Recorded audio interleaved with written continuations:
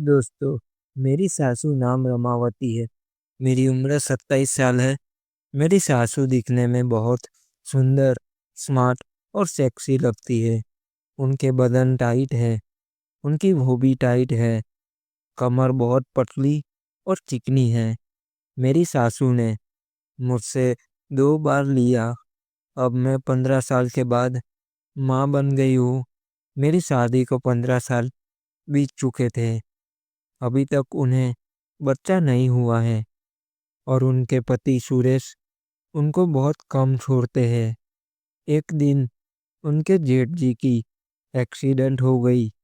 Accident में उनके जेठ जी और जेठानी दोनों की मृत्यु हो गई। उनकी एक छोटी लड़की जो 6 साल की है, उन्होंने उस लड़की को पाल पोस कर बड़ा किया। अब वो 20 साल की हो गई है। उसका नाम पूजा वर्मा है। वह अब जवान हो चुकी है। उनके पति सुरेश उसकी शादी के लिए लड़का ढूंढने लगे। 2 महीने बाद एक लड़का मिल गया जो उनकी लड़की से करीब 6 साल बड़ा था। लगभग 26 से 27 साल का होगा। उम्र ज्यादा होने के कारण उनकी बेटी पूजा उससे शादी करने से इनकार कर दिया। लेकिन उन्होंने पूजा को बहुत समझाया कि बेटी,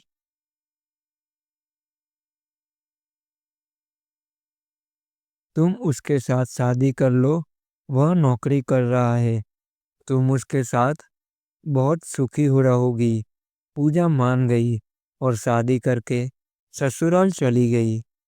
15 दिन बाद उनकी बेटी और मैं, हम दोनों उनके घर आए और उसी समय ठंडी बहुत पड़ रही थी।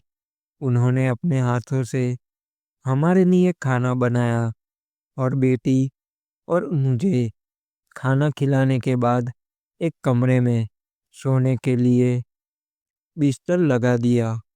लेकिन मेरी नज़रें हमेशा उनके सीने पर रहती थी, क्योंकि उनकी बहुत बड़ी और तनी हुई थी। शायद पूजा बेटी की इतनी बड़ी नहीं थी जितनी बड़ी उनकी थी। उन्हें लगा शायद मैं इसीलिए उनकी छाती देख रहा हूँ। करीब रात 12 बजे मेरी वाइफ वहां से उठकर उनके पास लेट गई तो उन्होंने बोला, क्या हुआ बेटी? दामाद जी को वहां अकेला क्यों छोड़ आई? पूजा बोली, माँ, तुम्हारे हम तुम्हें हमारे पति बुला रहे हैं। उन्हें कुछ जरूरी बात करनी है। तुम उनके पास चली जाओ। पूजा की बातें सुनकर उन्हें शक हुआ कि इतनी रात को दामाद जी अपने पास मुझे क्यों बुला रहे हैं। कुछ तो गड़बड़ है। मैंने अपनी बेटी पूजा से पूछी कि दामाद जी क्या बात करने वाले हैं। पूजा बोली, माँ, तुम जाकर उनसे पूछ लो। वो बोल रहे थे कोई जरूरी बात करनी है। मुझे कुछ गड़बड़ लग रहा है।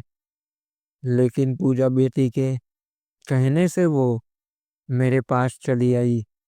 मेरे पास आकर बैठ गई और बोली, बताइए क्या बात है। मैंने कहा, पहले आप लेट जाइए। वो घबराने लगी, लेकिन फिर भी वो पास लेट गई। मैंने कहा, सासू माँ, आपको मालूम नहीं है कि आपकी बेटी पूजा हमें खुश नहीं कर पाती है। मैंने अचानक से उनकी कमर में हाथ डाल लिए। वो समझ गई कि मैं क्या कहने वाला हूँ। वो बोली, दामाद जी, इसमें कहने की क्या बात है। पूजा बेटी अभी नादान है। वह धीरे धीरे लेने लगेगी और एक दिन देखना, मेरी बेटी पूरा ले लेगी। फिर तुम उसको खुश नहीं कर पाओगे। मैंने कहा, सासू माँ, शादी हुई 15 दिन हो गए हैं। इन्हीं 15 दिन में 2-3 बार आपकी बेटी ने लिया है, वह भी ठीक से नहीं। जैसे मैं शुरू करता हूँ, वो ज़ोर-ज़ोर से चिल्लाने लगती थी, "बस करो, मैं मर गई। सासू माँ, आप मेरा कोई उपाय करो, नहीं तो मैं आपकी बेटी को तलाक दे दूँगा और दूसरी शादी कर लूँगा।" इतने में सासू माँ बोली, "दामाद जी, आपका मैं क्या उपाय कर दूँ? आप साफ-साफ बोलो।" मैंने कहा, "सासू माँ, आप ही मेरा ले लो।" "अरे दामाद जी, ये क्या बोल रहे हो? मैं आपकी कैसे ले और दे सकती हूँ? मैं तो आपकी सासू माँ हूँ।" मैंने कहा, "आप बताओ, मैं क्या करूँ?" "सासू माँ, अभी तक मैं सही से सुहागरात नहीं मनाई है। तुम आज रात बीवी बन जाओ और अच्छे से सुहागरात मना लूँ।" इतना कहते हुए मैंने सासू माँ का हाथ पकड़ लिया। वो बहुत घबरा गई और छुड़ाने की कोशिश करने लगी। "दामाद जी, यह शोभा नहीं देता है कि दामाद के साथ सुहागरात मनाऊँ। दामाद जी, अब जरा सोचो, मैं आपकी सासू माँ हूँ। अपनी बेटी की जगह मैं कैसे आपकी हम बिस्तर हो जाऊँ?" मैंने कहा, "सासू माँ, अगर तुम हमें खुश नहीं करती है, तो मैं आपकी बेटी को तलाक दे दूँगा।" मैं बातें करते-करते अपने हाथों से सहलाने लगा। धीरे-धीरे वो भी कामुक होती चली गई। लेकिन सासू माँ होने का इज्जत और बेटी के तलाक की चिंता हो रही थी। अगर वो इज्जत बचाओ तो बेटी की जिंदगी बर्बाद हो जाएगी। यह सब सोचकर वो मुझसे हाँ कर दी और मेरे साथ सुहागरात वाली तमन्ना पूरी करने के लिए तैयार हो गई और बोली, "दामाद जी, अगर सुहागरात का मजा लेना है तो मैं आपको पूरी तरह से दूंगी।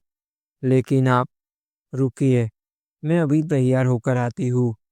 इतना कहते हुए वो वहाँ से चली गई और बाथरूम में जाकर अपनी बाल साफ किया और फिर दोनों को अच्छी तरह से धोया और खुशबूदार क्रीम लगा लिया। उसके बाद अपनी पूरी मेकअप करके और शादी के जोड़े पहनकर दुल्हन की तरह मेरे कमरे में आई और घूंघट डाल के बेड पर बैठ गई।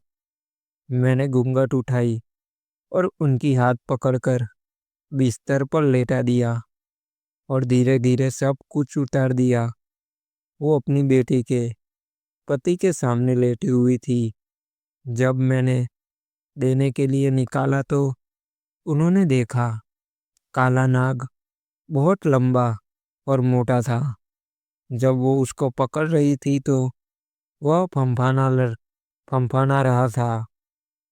वो उसको देखकर कामुकता की ओर आवेश में आकर मुझसे कहा, "जमाई राजा, आज तुम जितना देना है दे दो, मैं लेने के लिए तैयार हूँ।" फिर उन्होंने दोनों हवा में करके देने लगे। मैं चीरता हुआ अंदर चला गया। वो बेचैन होकर पड़ी थी और बेहोश सी हुई जा रही थी। थोड़ी देर में वो ऐसे ही सो गई। जब सुबह उनकी नींद खुली तो उन्होंने देखा कि मैं उनके बगल में पड़ा सो रहा हूँ। उन्होंने बड़ी शर्म आ रही थी और उन्होंने जल्दी-जल्दी से अपने कपड़े पहने और कमरे से बाहर आई। वो बाथरूम में जाकर नहाने धोने लगी।